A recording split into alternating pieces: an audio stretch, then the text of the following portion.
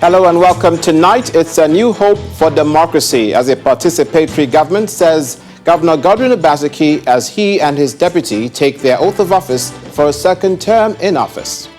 Almost 70 billion naira, that's what the Ministry of Works and Housing is owing its contractors. Minister raises alarm at budget defense session. Live up to the yearnings of Nigerians by adopting modern policing techniques. That's the charge from the Inspector General of Police to his men. And it's time to go, Donald, says some senior Democrats to President Trump, who is yet to concede defeat to President-elect Joe Biden. Plus business, sports, and later international news from our studios in London. On business news tonight, NNPC denies non-remittance of $21 billion revenue from NLNG into the Federation account. On sports news tonight, Argentinian football legend Diego Maradona is discharged from hospital after brain surgery and is taken to a recovery clinic where he can be treated for alcohol dependency.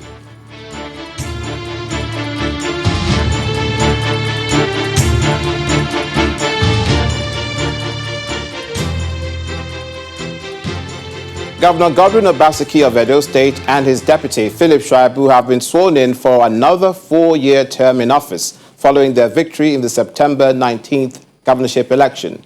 In his second term inaugural speech, Governor Obaseki promised that the state government under his leadership will remain committed to working for every Edo citizen and lifting their well-being. Our correspondent, Jessica Oluguse, reports. Colorful, coordinated and sonorous renditions greet guests, including governors, top People's Democratic Party leaders, traditional rulers and other dignitaries from within and outside Edo State at the inauguration of Governor Godwin Obaseki and his deputy Philip Shaibu for his second term.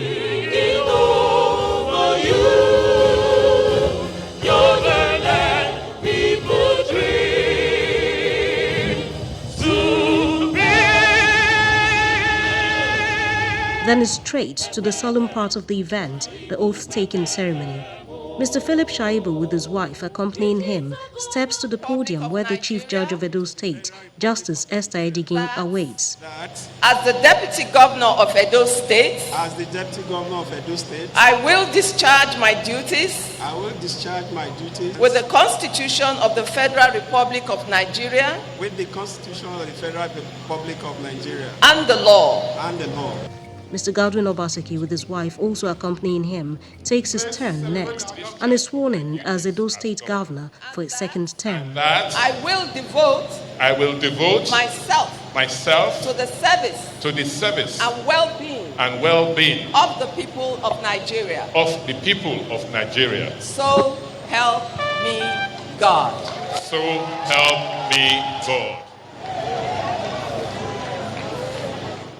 I present to you the certificate of the oaths you have just subscribed to. Congratulations. The governor takes time out to inspect the parade.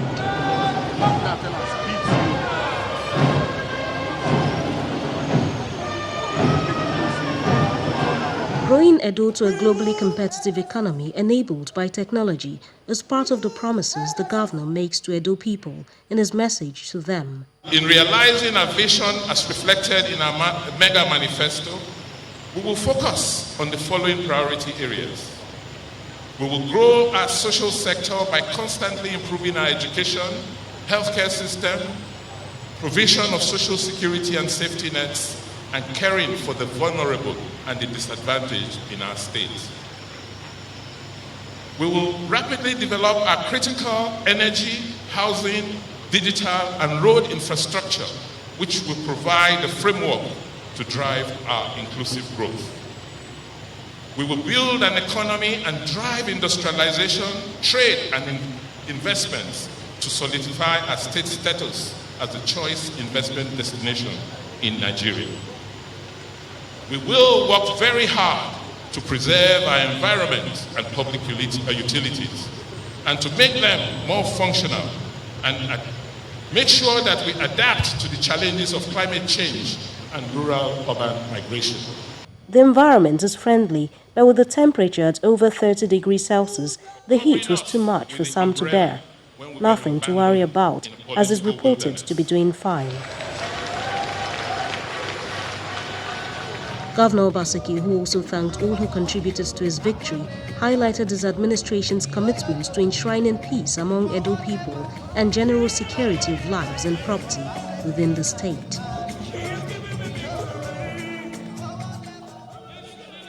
The Minister of Works and Housing, Babatunde Fashola, has told the National Assembly's Joint Committee on Housing that the federal government is owing over 3,000 contractors handling different projects across the country. He made the comments today during the defense of the 2021 budget proposals of his ministry. Our correspondent Linda Kigwe reports.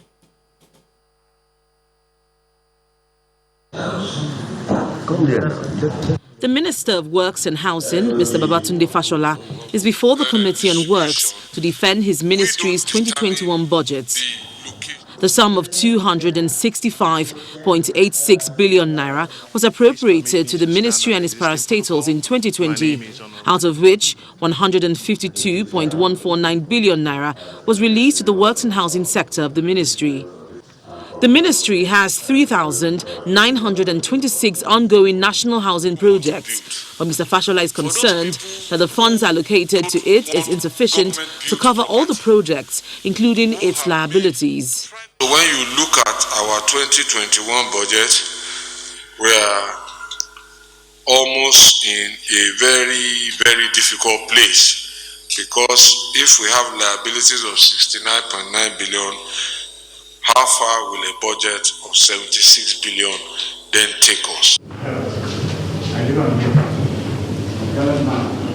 The Director General of the Bureau of Public Procurement, Mr. Alex Oko, is also before the Senate Committee on Privatization to defend the agency's budget. But he has come under the fire of committee members who accuse him of disrespecting them by refusing to attend meetings scheduled by the committee. You come for defense, that is all. You remain incommunicado. Why? I have evidences to show. I've tried to reach you on many occasions through text message and through all. You don't reply. Send you text message, you don't reply me. Why? All the objectives of privatizing all these public enterprises, they are not met. And the brunt of everything will come to us. It's not your house. It's my house that these NSAS people, the youth, they went to destroy my farm, to destroy my house, just because they have no employment. The committee is demanding an investigation into the sale of some of the federal government shares in the Afam and Geregu power plants to ensure that the country is not shortchanged in the transaction. In Geregu power plant, the core investor already owns about 51% share, and the transaction emanated from a request by the investor for additional 29% of the FGN residual 49% share. There was no competition, and only BPE and their appointed transaction advisors know how the value was determined and sold for. The committee thereafter asked the Director General of the BPE to provide members with copies of the agreements, reports and approvals from the National Council on Privatization over the transactions of the Afam and Geregu power plants for review. Linda Akibi, Channels Television News.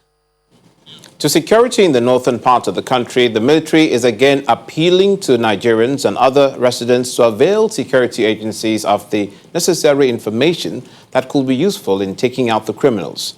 The coordinator of Defense Media Operations, Major General John Eneche, explains that the continuous onslaught of the military against the insurgents and terrorism is yielding results, as 5 terrorists have been killed in the northeast. He adds that in one of the operations conducted on November the 8th, troops of Operation Accord, acting on credible intelligence on movement of suspected gun runners at Tangaza town in Sokoto, arrested 2 suspects named Abubakar Mohammed and Ansi Janari. Also concerning security, Nigerians are yearning for a police force that can be trusted to serve and protect them with the highest level of ethics and character. These are the words of the Inspector General of Police, Mr. Mohammed Adamu, to the pioneer graduates of the National Institute for Police Studies in Abuja. He asked them to be agents of change for the police.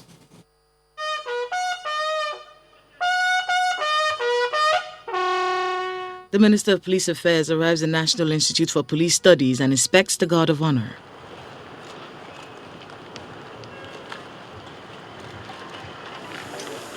The idea of the Institute is to inculcate modern policing strategies into the force, and the vision is to produce smart officers who will improve the operations of the police. It is our hope that you will represent this, your highly respected constituency, in a very good light, to the extent that whoever meets you will see good leadership qualities in you, and you will at all times commit yourself to the cause of professional policing and to the cause of our dear country. As you step out as proud graduates of this great institute, I challenge you to be the change agents we yearn for in the Nigeria police, both in character, knowledge, and in action.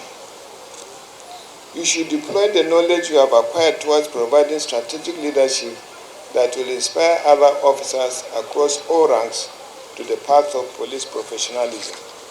Our dream is for the Nigeria police to have an excellent center for professional studies and strategic leadership learning, with a mission to be a catalyst for knowledge and to conduct law enforcement researches that will lead to improved service delivery. For 2 months, 50 officers participated in the pioneer course of the Institute, and they hope that the knowledge gained from the Institute has prepared them for the next phase of policing in Nigeria. As strategic leaders, we need to think critically on how to move the force forward, especially in this era where human rights have to be respected. And when we go out, we are going to hit the ground running and convey this message. Not everybody will have the privilege of being here. So we need to go back as line managers and cascade this message down to our subordinates, the people that we supervise, that it's a new force. Officers and men who have passed through this institution have, been trained on critical thinking.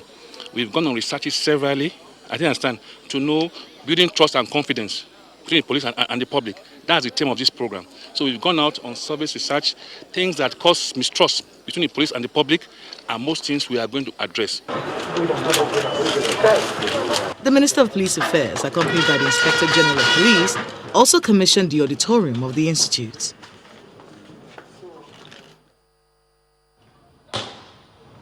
Wait, on a police? Nah, I'm doing that too.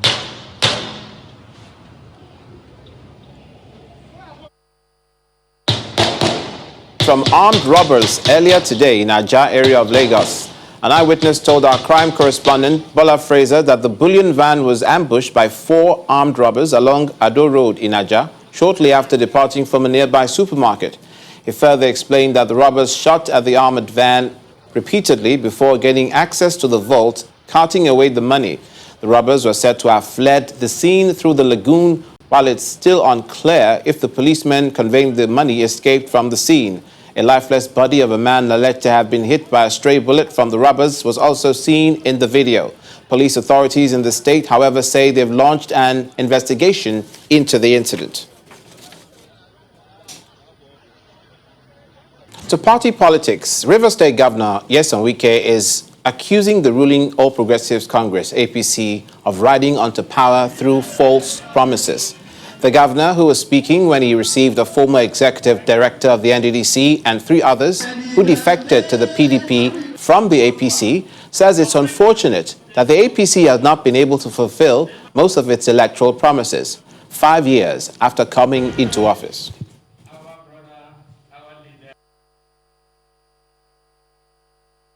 APC has failed Nigerians. Why you see many people rebelling in the APC, it will be shame. But those who have heart, who believe in this country, watch what will happen. Nobody's interested in APC. What are you going to tell us again? What will APC tell Nigerians? They will do this. Excuses. They will do that. Excuses.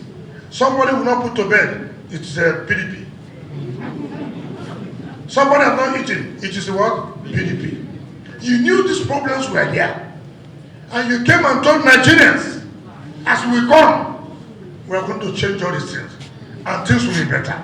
Are things better today? No. Are things better today? No. So why do you like people to tell you lies and lies and lies and lies?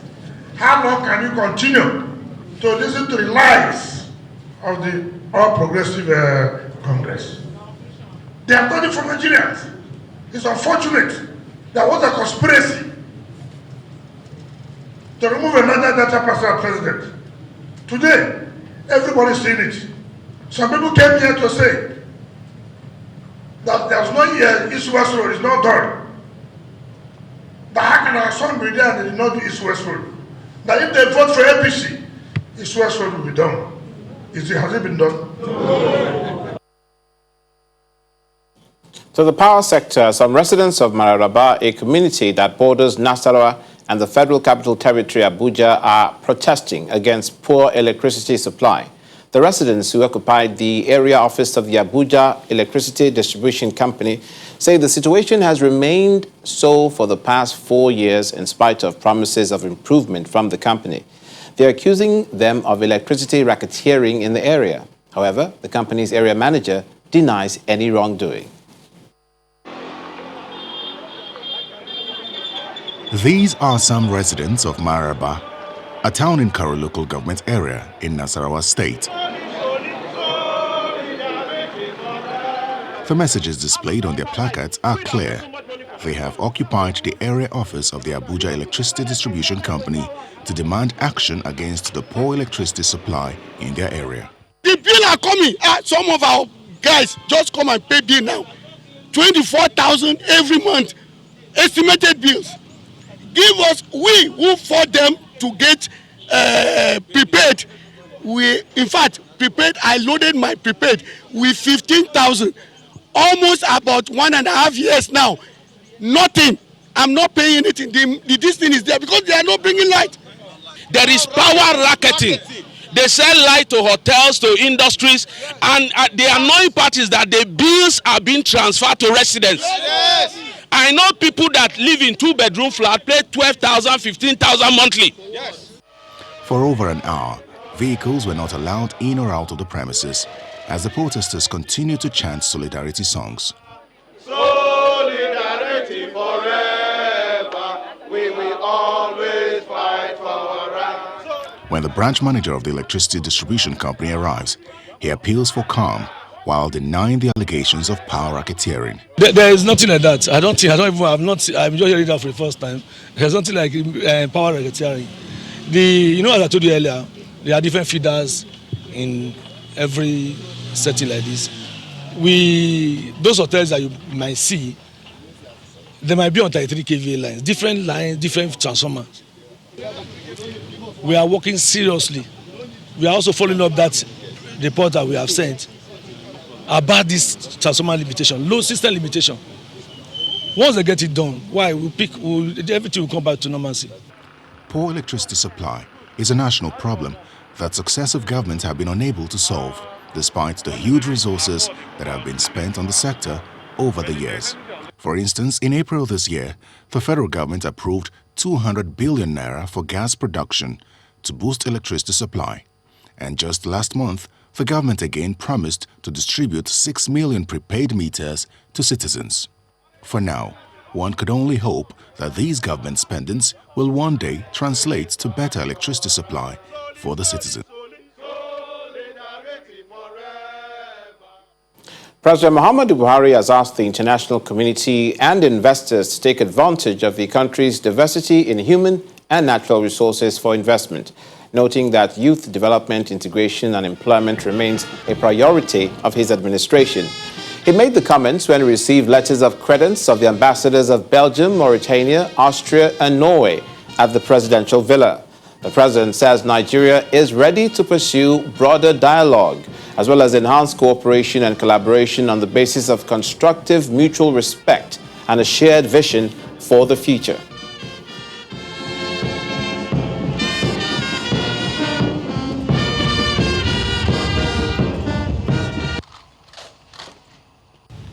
Nigeria enjoys very good bilateral relations with your respective countries and has collaborated at the multilateral level to achieve targets set by several international conventions and treaties established by our respective nations.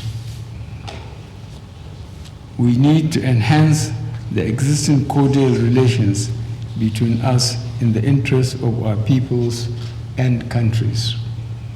Nigeria is ready to pursue broader dialogue as well as enhance cooperation and collaboration on the basis of constructive mutual respect and a shared vision for our future.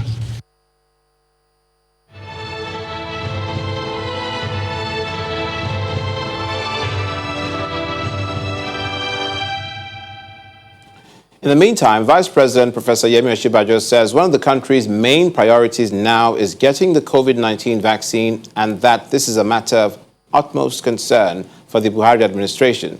The Vice President made the comments at the opening session of the virtual edition of the Paris Peace Forum, which featured presentation by some heads of state and government alongside international organizations on a collective response to the pandemic. The Vice President told the gathering that the priorities of Nigeria in the post-COVID era include improved healthcare and the economy, as it calls for debt relief and the extension of the debt service suspension initiative, as well as at least until the end of 2021 for vulnerable countries.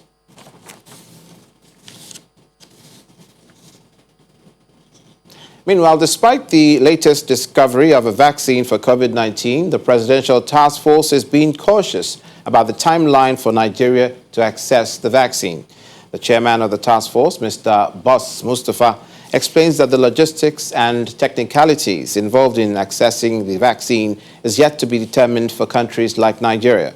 But he believes Nigeria will benefit from the breakthrough, as the World Health Organization is making an effort to ensure that Africa gets 220 million vaccines when it becomes available.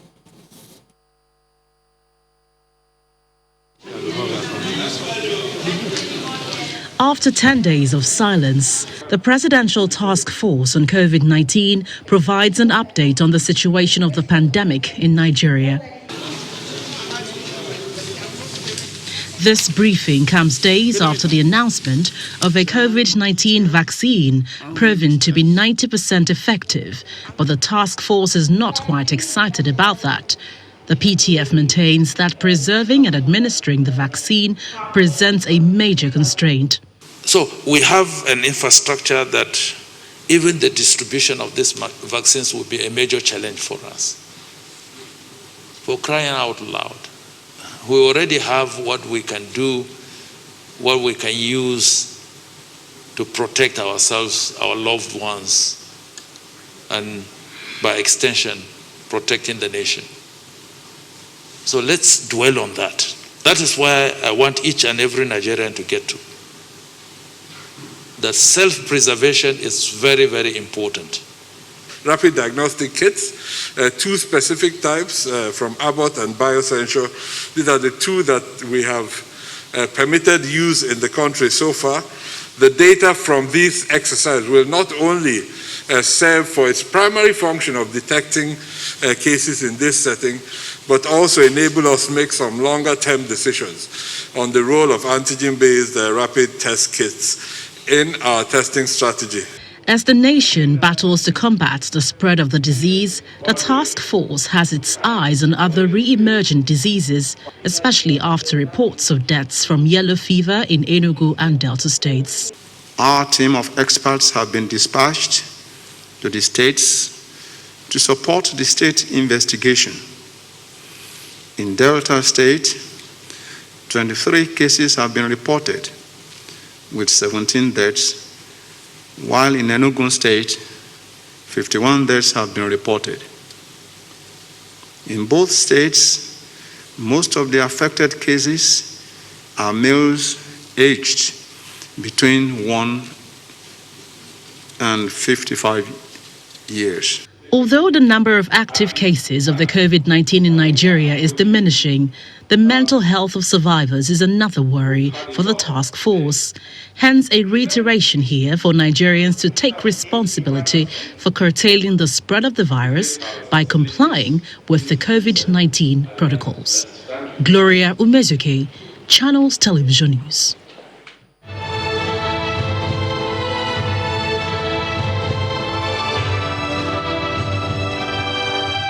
To some company reports, the Nigeria Liquefied Natural Gas has signed a memorandum of understanding with the management of River State University Teaching Hospital for the establishment of a hemodialysis and transplant center as part of its contributions to the provision of quality health care.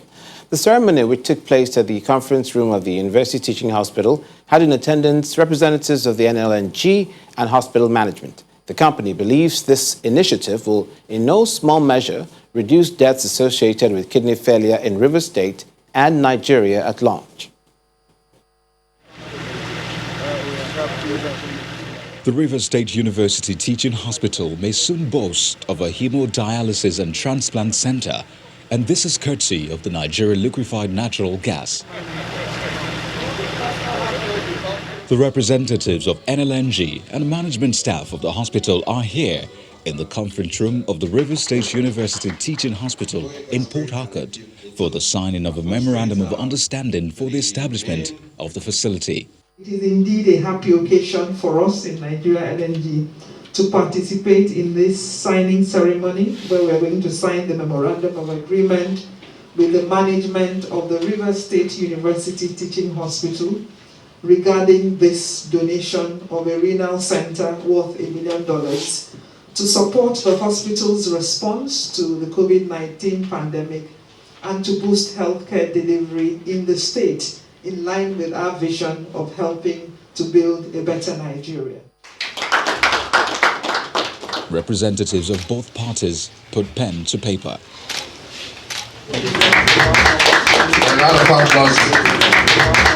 For the management of the River State University Teaching Hospital, the signing of the MOU could not have come at a better time. We are going to be providing specialized services, renal services to our patients. Okay, so it means a lot for all of us in the hospital community. I'm very happy that the LNG has decided to take the lead by showing good example, to partner with the hospital and the government to establish such a center. It's important to have a place where you could have all you need. You have the specialists here, the specialist manpower the government has employed. Okay, so it's important to have the equipment that they need to work with. And this support is actually very, very good, very important. The NLNG says the establishment of a hemodialysis and transplant center at the hospital is a demonstration of its commitment to support various initiatives to boost healthcare delivery in Nigeria.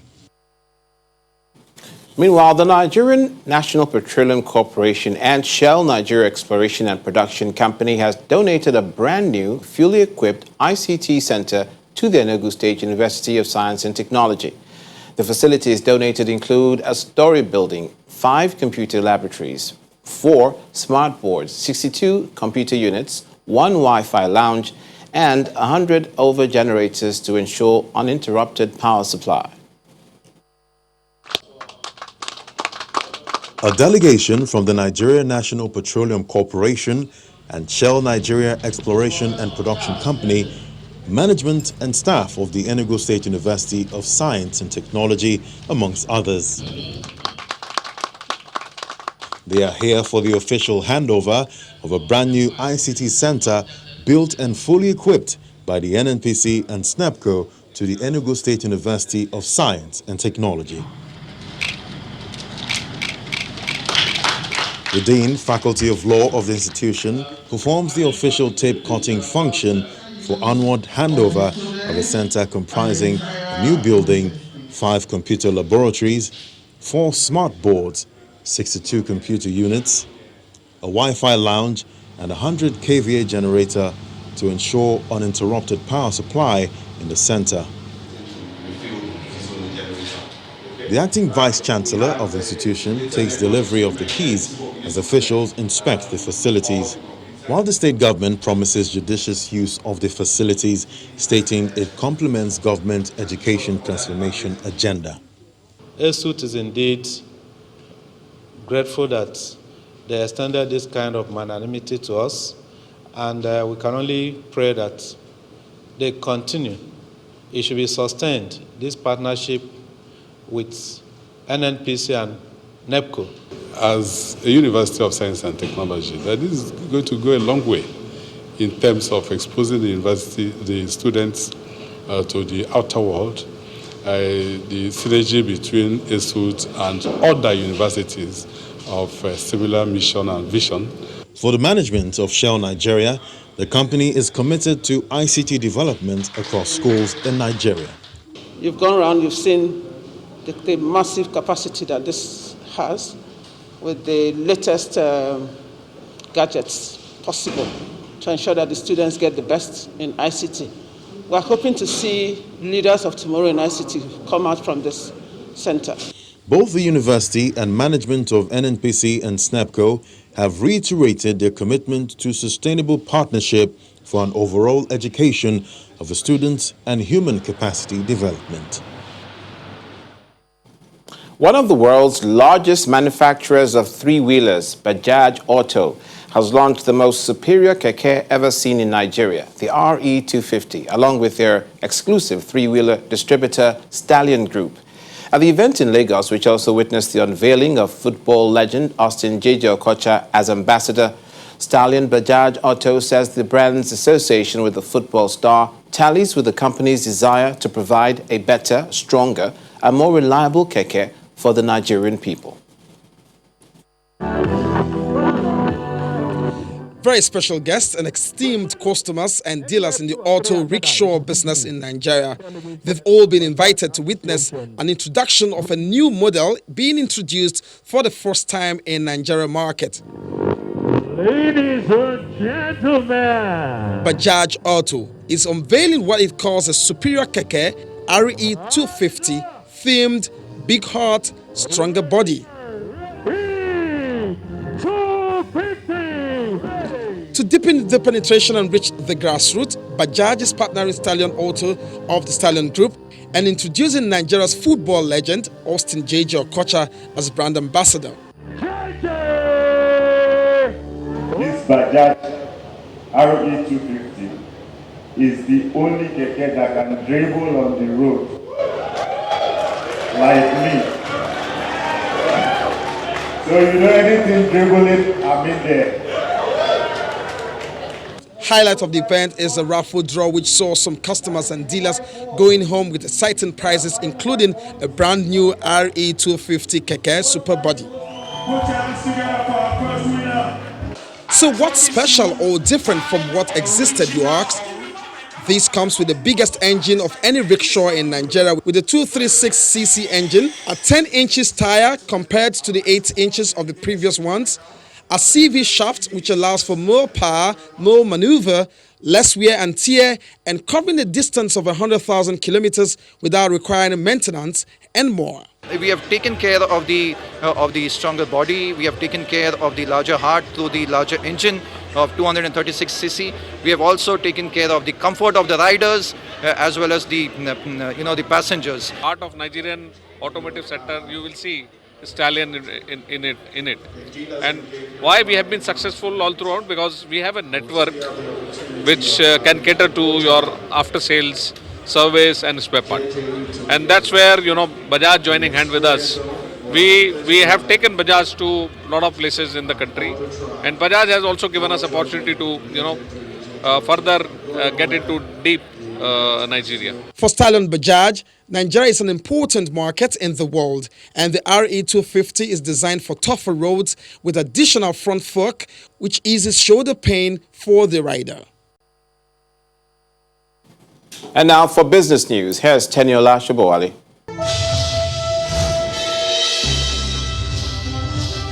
Thanks a lot, Olumide. Welcome to Business News. The Nigerian National Petroleum Corporation has reacted to recent report by the Revenue Mobilization, Allocation and Fiscal Commission, alleging its failure to remit $21 billion revenue from the Nigeria liquefied natural gas into the Federation account. At a briefing with journalists today in Lagos, the Group Managing Director of the NNPC, Mr. Melekiare, explained that it's impossible for the state or firm not to remit money into government coffers. It's just impossible not to remit money into the Federation account. It is also impossible to withdraw any money illegally from any account of government. By the way, the LNG accounts are TSA account with the Central Bank of Nigeria. It is practically impossible. We thought it is very, very pedestrian, and we didn't bother to react about it because we know that it is not possible. The volume of electronic transaction volumes in the country surged by about 67% during the COVID-19 lockdown, with increased transactions at agent networks, and that's according to the Chartered Institute of Bankers of Nigeria. In a statement released today, the CIBN explained that the payment system infrastructure accommodated the high level of increase as more citizens moved to electronic channels under the pandemic. While highlighting the role of technology, the CIBN says the banking and payment system was able to retain its operational resilience while maintaining availability of electronic payment and mobile banking channels. Well, let's check in on the stock markets now. With an outstanding overall performance, Nigeria's stock market sustained the current positive trend, which began about 3 weeks ago, into the close of today's trading session. And that increased the month and year-to-date gains to 15.8% and 31.7% accordingly. BC Adebayo has details of today's activities at the NSE.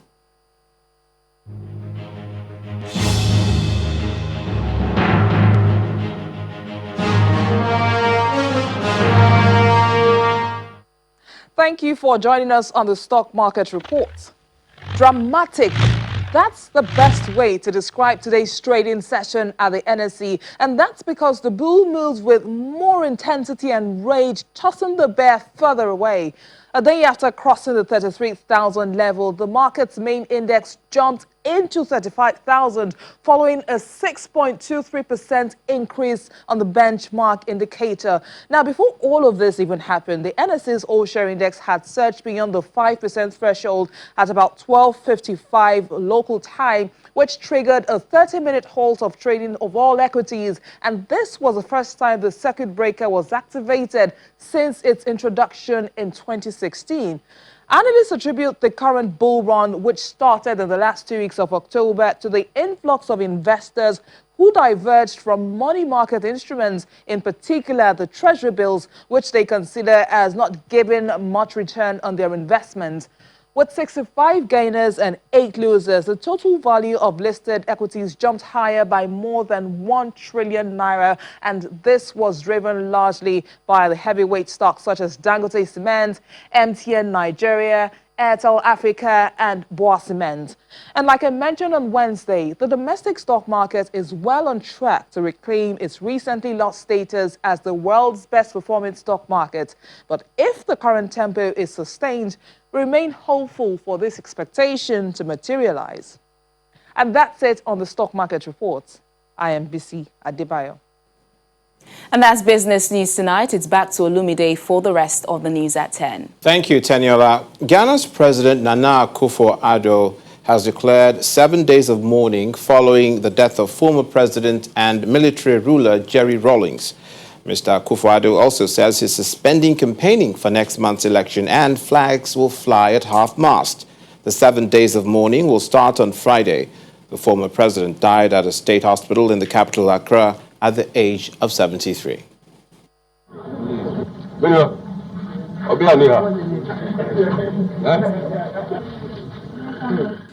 Ghana's former president, Jerry John Rawlings, the son of a Scottish father and Ghanaian mother, led 2 coups as a senior officer in the Ghana Air Force. First in 1979, after which he handed over to a civilian government, and then 2 years later,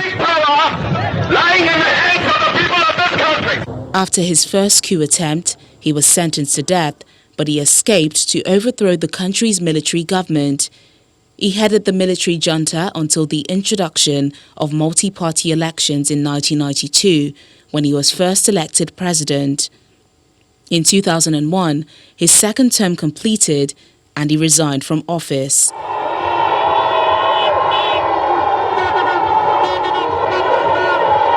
As president, he oversaw the execution of several former heads of state and army generals for corruption, but expressed some regret about the killings.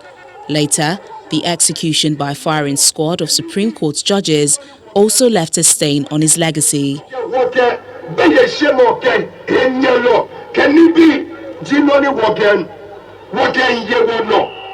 But Rawlings' reputation on foreign policy received a boost when he acted as a key figure in a mediated peace settlement between factions in nearby Liberia, a nation burdened by 5 years of civil war. He also boosted Ghana's international image by contributing many of its troops to UN peacekeeping operations in Sierra Leone, Lebanon and Iraq.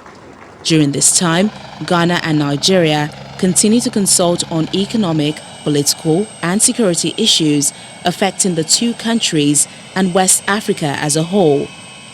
Between early August 1994, when Rawlings became ECOWAS chairman, and the end of the following October, the Ghanaian president visited Nigeria 3 times to discuss the peace process in Liberia and measures to restore democracy in the country. I think so. So we can have some ventilation.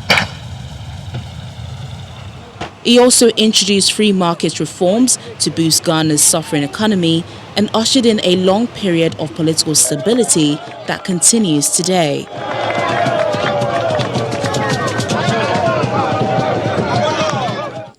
In later years, Rawlings campaigned for African nations to have their international debts written off.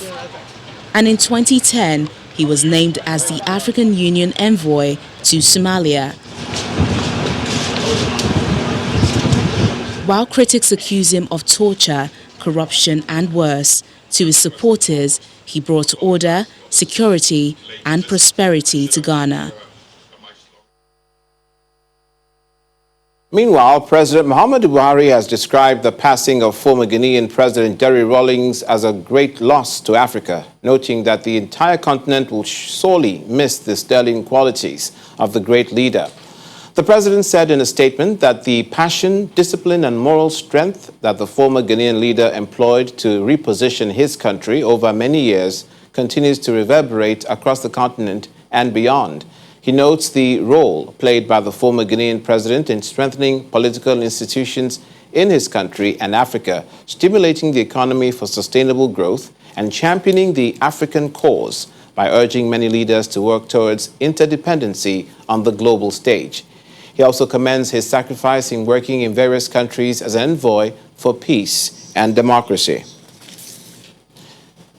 2 of the most senior Democratic leaders in the Democrats' House, Speaker Nancy Pelosi in the United States and Senate Minority Leader Chuck Schumer, have called on Republicans to accept reality over the U.S. presidential election and help them to tackle the coronavirus crisis. President Donald Trump is yet to concede, and many other Republicans continue to support him. Meanwhile, U.S. President-elect Joe Biden has shrugged off President Trump's legal challenge to the victory, naming longtime advisor Ron Klain as White House Chief of Staff, his first major appointment. Here's Simon Pusey with more international news on Around the World in 5. Good evening and welcome to the Channel Studios here in London with your international news around the world in 5. The Chinese government has condemned the mass resignation of most of Hong Kong's opposition from Parliament as an open challenge to its authority. Hong Kong's opposition lawmakers staged a final show of defiance in the legislature before resigning to protest the dismissal of 4 of their colleagues in what they see as another bid by Beijing to suppress democracy in the city. Many see Hong Kong's limited democracy as now being in its death throes, while the UK government has accused China of breaching its commitments to protect Hong Kong's autonomy.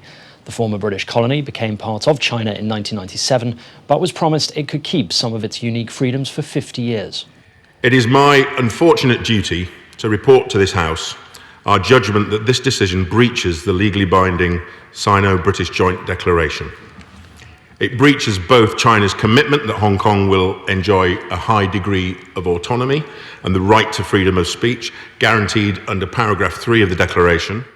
Ethiopia's Prime Minister Abiy Ahmed has announced the military has defeated local forces in the west side of Tigray state, accusing his foes of atrocities during a week of fighting.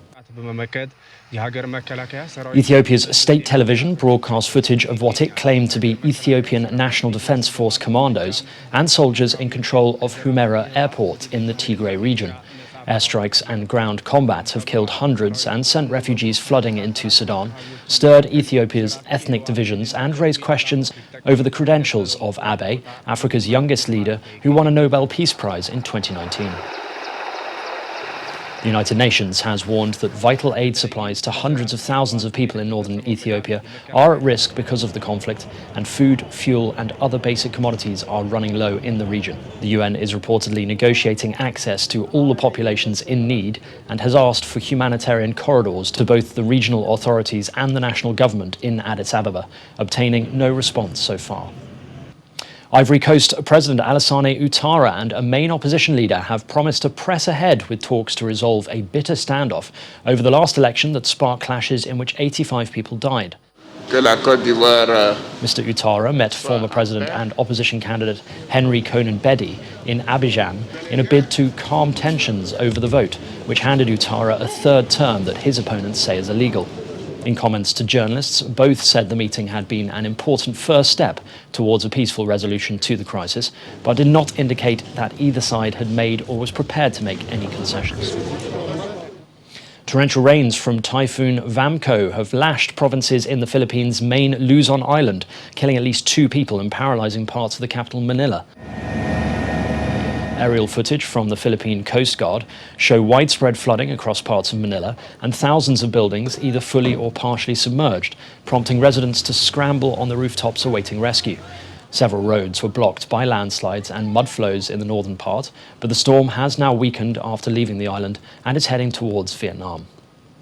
And finally, an extremely rare purple-pink diamond mined in Russia, which the auction house Sotheby's described as a true wonder of nature, has sold for $26.6 million. To you, Carolina, 21 million Swiss francs. Sotheby's had estimated that the flawless oval gem, the spirit of the rose, could fetch a similar offer, and it was bought by a telephone bidder who chose to remain anonymous.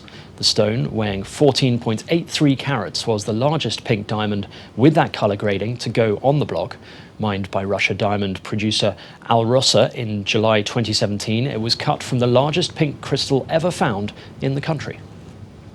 And that's your international news around the world in 5. Now back to the Channel studios in Lagos.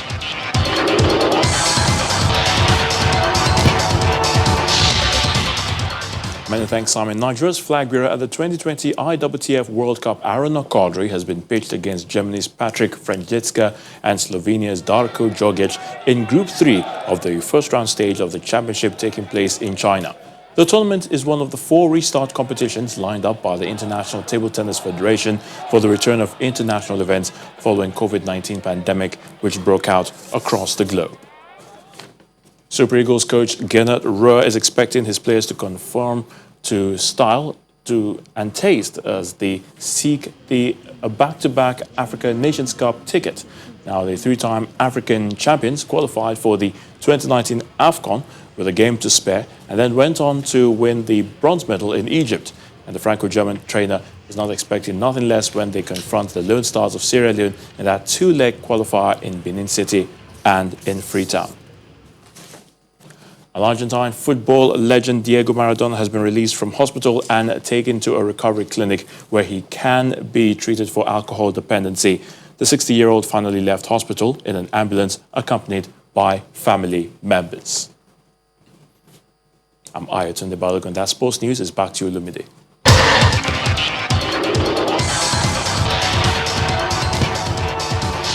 Thank you, Ayo. And the main news again. Governor Godwin Obaseki and his deputy Philip Chaibu were today sworn in for a second term in office. Governor Obaseki said at the inauguration that their re-election signifies a new hope for democracy as a participatory government. That's it on the news at 10 tonight. Thank you for watching. I'm Olumide McCauley.